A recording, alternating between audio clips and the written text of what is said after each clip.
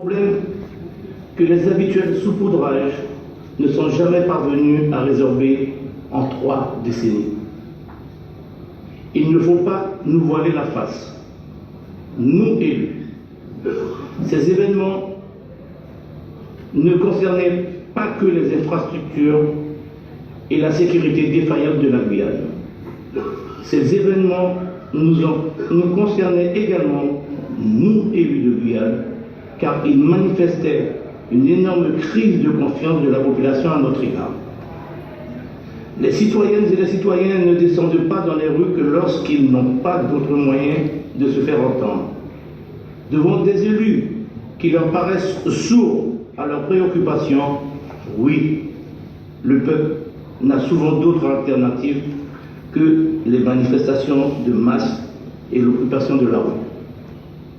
Les événements de mars 2017 ont constitué à cet égard, ceci, pour l'ensemble du corps politique guyanais, un énorme signal d'alarme.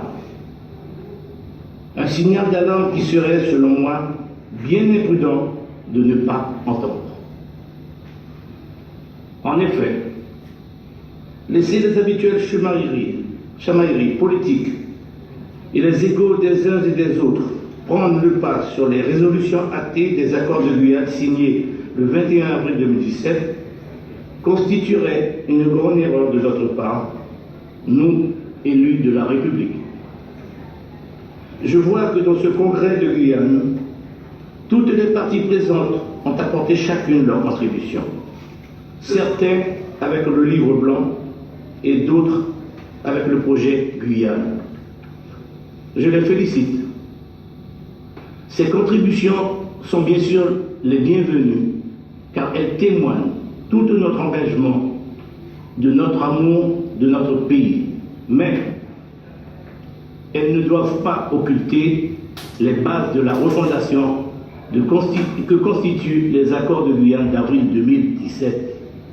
Ces accords stipulent de manière claire, je cite, que le gouvernement fera l'objet d'une saisine par le Congrès des élus de Guyane d'un projet d'évolution statutaire, le cas échéant, par référence au projet d'accord sur l'avenir de la Guyane adopté le 29 juin 2001 et par extension au projet Guyane.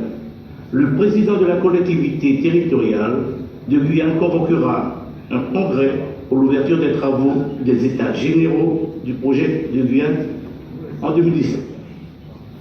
Et qu'ainsi saisi, le gouvernement devra répondre à ce projet conformément aux dispositions de l'article 72.4 alinéa 2 de la Constitution. Dans le même temps, le gouvernement s'engage à prendre les dispositions nécessaires pour la publication d'un décret convoquant le corps électoral guyanais pour une consultation de la population sur l'évolution statutaire selon un calendrier négocié entre l'ACTG et l'État.